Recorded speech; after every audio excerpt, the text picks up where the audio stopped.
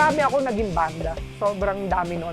Hanggang naging drummer ako dun sa ibang mga banda. Dun umikot ang mundo ko nun. Rock and roll, punk rock, ganon. Iba, drummer ako dun sa yung last band ko. Ganon din naman sa Kitchenette. Parang drummer din ako. Yun nga lang, hindi na drumstick hawak ko. Sandok na, ganon ako.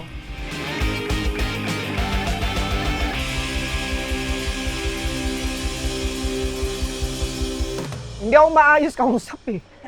Kaya maayos ako magluto.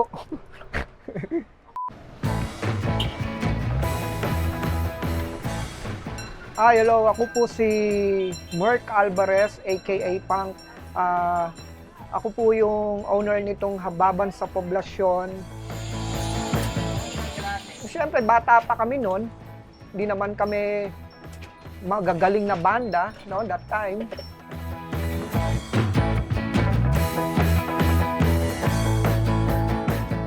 Nakatambay kami sa Tandem Recto. Yun yung parang tambay ng mga punk noon. Tapos yung isang punk na yun, nakaupo kami, nakatambay kami sa store. Sabi sa amin nung punk na gano'n, lumapit, kayo. Pag di kayo nagbuo ng banda, tatandaan ko kayo, kilala ko kayo, papatayin ko kayo. Sabi gano'n, no? Eh kami, siyempre, kids pa nun. Oh, pero punk kami, tayo buhok. Doon nag-start yung band namin. So, that's, gig lang kami ng gig noon. Tapos marami ako naging banda. Sobrang dami noon. Hanggang naging drummer ako doon sa ibang mga banda. Doon umikot ang mundo ko noon. Rock and roll, punk rock, ganon. Doon yung lifestyle ko eh. Kasi wala naman akong parents noon eh. Parang yun yung naging buhay ko noon.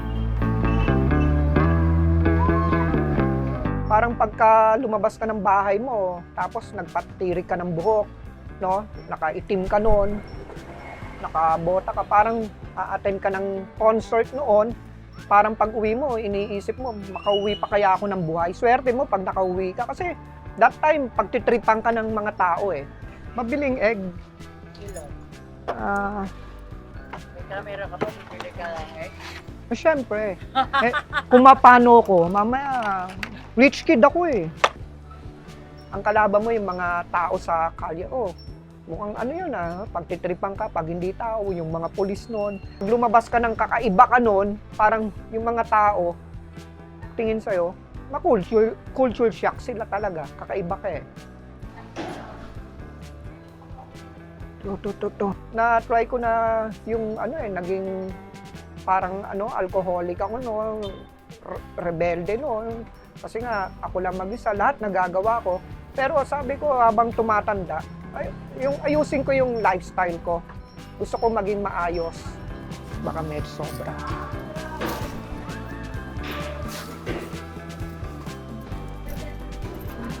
Alright. Thank you.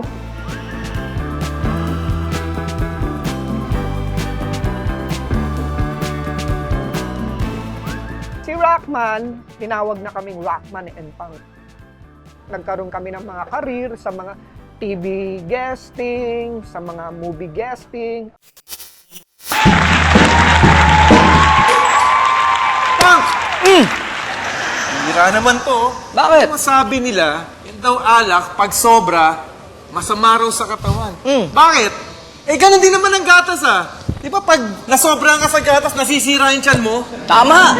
Buti pa yung alak eh. Pag umatin ka ng party, libre. Ikaw nakatin ka na ng party, libre ang gatas.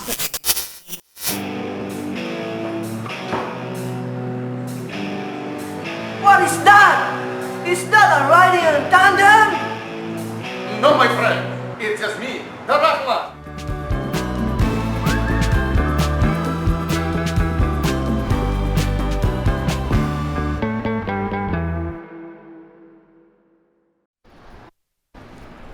Pero ngayon, wala eh. Nasa normal life na ako ngayon eh.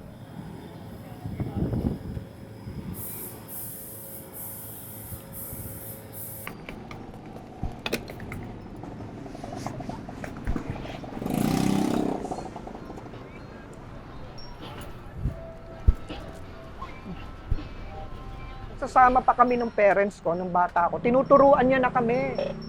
Tinuturuan niya kami maglinis ng bahay noon, magluto. Yung mga basics, yung bigas, kanin, tinuturuan niya kami. ako. May brother akong kasama eh. Yun yung brother ko naging kasama sa bahay, brother ko. Yun yung drummer namin sa first band ko. Tinuturuan niya kami maglinis ng bahay, lahat ng discipline. Pinapalo nga kami ng parents namin noon eh.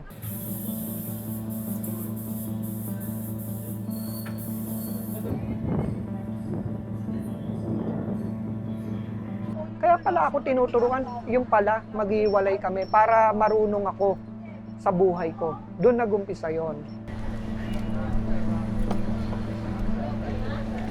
And then nag-aral din ako sa college ng HRM.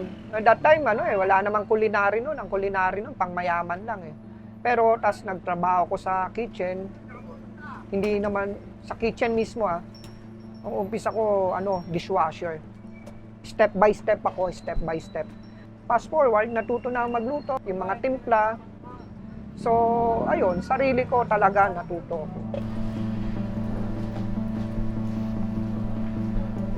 Yan.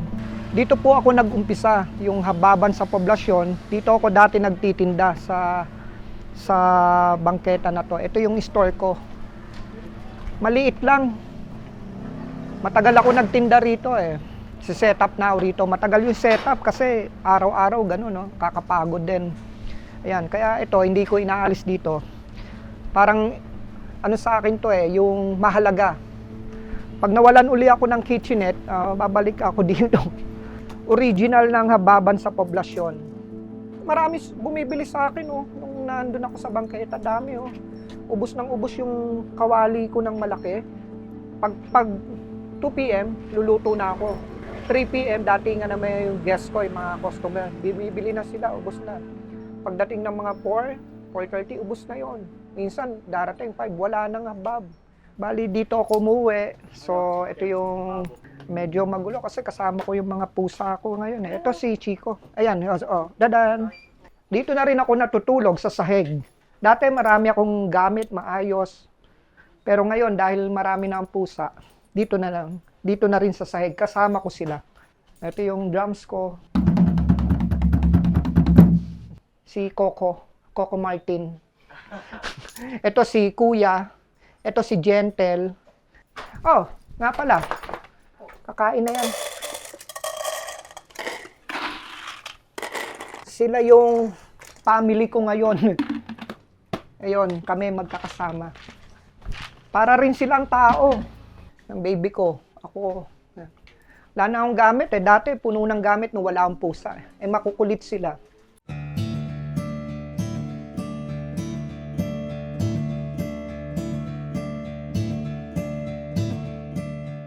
Tas never give up ni regalo. Yan yung time na pipilay-pilay pa ako. Tas nakita nila, tape na lang yung shoes ko. Donate sila ng shoes sa akin. Yung mga benefit show sa akin, naka-wheelchair pa, para maka-recover ako sa pampagamot sa akin, opera, ganyan, or anumang gamot.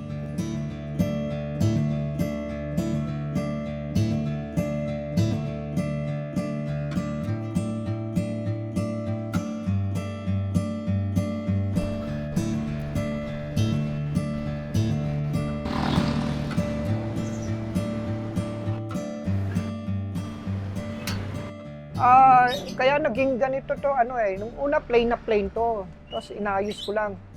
Na ang plano ko talaga parang native lang style, puro wooden. Dahil madami akong alagang pusa sa bahay, sa loob ng room ko, yung ibang displays ko doon, nilagay ko na lang dito. Then, nilagay ko lang ng ganyan. Hanggang dumami, naging ganyan yung kinalabasan. Then yung the rest ng lahat ng nakikita nyo, yan? Mga regalo ng mga guests na natuwa rito. Then tuwan-tuwa sila Pag nakaupo rito, gaganyan-ganyan sila. Umiikot yung mata Lahat ng yan, bawat piece or yung bagay rito, may kwento. Yung unang tingin nila rito, para daw yung anong tawag doon? Yung witchcraft, ganon. Para daw, yung makukulam, ganon. Yung daw ginagamit sa mga gayuma. O talaga, sabi ko, bakit daw may suka? Sabi ko, syempre, hababan to. Yung suka nilalagay dito. pinapakilala ko yung hababan sa kakaibang style sa food na healthy food, yung organic food. Kasi bihira ang karne rito like mga baboy, ganon.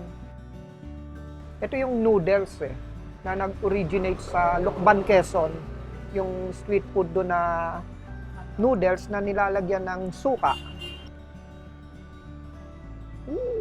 Nung 90s, napatira ako sa Quezon Province. May mga kaibigan ako sa Lucban, punta ako doon. Doon ako unang nakatikim ng habab. And then nakita ko yung proseso ng pagluto nila. Napakasimple lang. Natutunan ko na yon. Parang ginaya ko. Pero dito, may twist ako na ginawa. Pero still, habab pa rin yung lasa niya.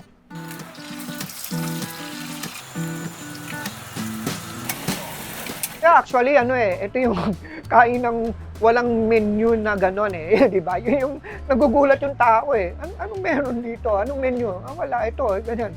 Kung ano sabihin ko, yun lang Bukod sa habab, naglabas ako ng mga, yung grilled chicken, garlic butter chicken, then mushroom chicken. Puro chicken pero iba-ibang twist ng luto. May mga guests ako na sanay na pumupunta rito, ginagawan ko sila ng food na ang tawag nga namin doon customize. Custom, ganong custom, di ba? Kung gagawan ko sila ng food na ako nang bahala. So, i-serve ko. Yun yung kakaiba rito. Para ka lang nasa bahay dito.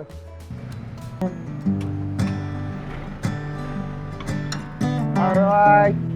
Enjoy your meal. Thank you. Pero yung price naman, okay lang.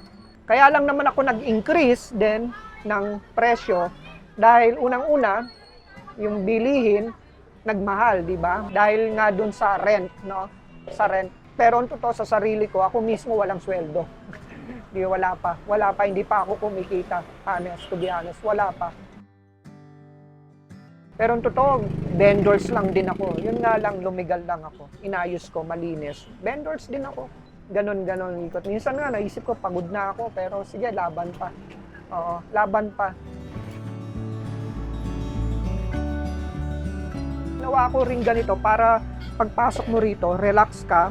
Kasi sa labas, pag naglalakad ka dyan or nasa labas ka, toxic na dyan Pollution, no? Madumi, mga taong walang disiplina. Pagpasok mo rito, magbabago. Re-relax ka rito, pauupo ka, o-order ng food, and then doon na mag-uumpisa yung conversation namin ng guest. Kwentuhan. Nasa loob ako ng box, pero pag nandito, para ako nakawala sa box na yon. So relax ako rito, nagiging productive ako.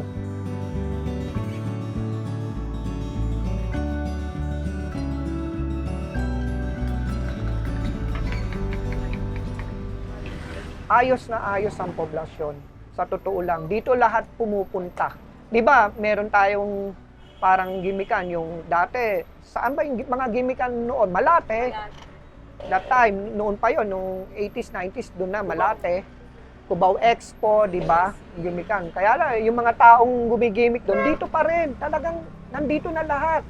Iba-ibang culture dito, iba-ibang style, iba-ibang gimmick. Yung part ko, yung ito, di ba, pansin nyo naman, ang medyo gimmick nasa taas lahat. Pero unti-unti, bumababa na rito. Ako yung huling-huli dito Kaya nagugulat na lang sila, may ganito pala dito sa poblasyon, sabi nila, na ikaw yung kakaiba. May mga Pilipinong yung na-appreciate yung ganito agad. Meron na, naglalakad dyan, dire-diretso. Babae yun naalala ko siya Tapos, na-amaze lang siya. Para daw siyang minagnet. Papasok dito, tapos nag-coffee rito. Kwentuhan na kami. Oo. Ako naman, nakikipag-kwentuhan sa mga guests. Mas gusto ko yun kwentuhan. Para maging magkaibigan din kayo. Ganon. Wow! Kahit di kayo bumili, okay lang. Basta may tao, may nakaupo, okay lang yun. Pero bili kayo kahit konti. Para at least may pambayad ako sa rent. Mahal ng rent Sanay ako makipaghalubilo sa tao. Kahit anong status ng tao, sanay ako. Ayoko yung mayaman ka man or yung maralita, ganon, middle class. Sanay ako. Kasi yung ako mismo, galing ako sa street noon. Lahat nga binabati ko dyan. mga tao kahit di ko kilala eh. Lalaki, babae, binabati ko, bata. Tapos na-sign ako ng peace. Oh, peace.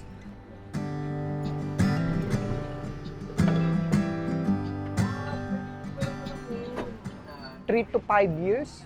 3 years, gusto ko, nag-exist pa rin siya. Gusto ko ganito pa rin. Kung ano yung binibigay ko sa tao na serbisyo, gusto ko ganito pa rin. Hindi man ako makakuha ng malaking pwesto or ako yung taong kontento lang kung ano yung meron. Hindi ako nagangad ng mataas or ano man. Basta kumikita ng konti, survive. Nakakaipon lang ng konti o makaipon ng konti, okay na ako doon, masaya. Diba, drummer ako doon sa mga yung last band ko. Ganun din naman sa kitchenette. Parang drummer din ako. Yun nga lang, hindi na drumstick hawak ko. Sandok na, ganun ako. Pag ako nawala sa mundo, tawag doon, punk is dead, di ba?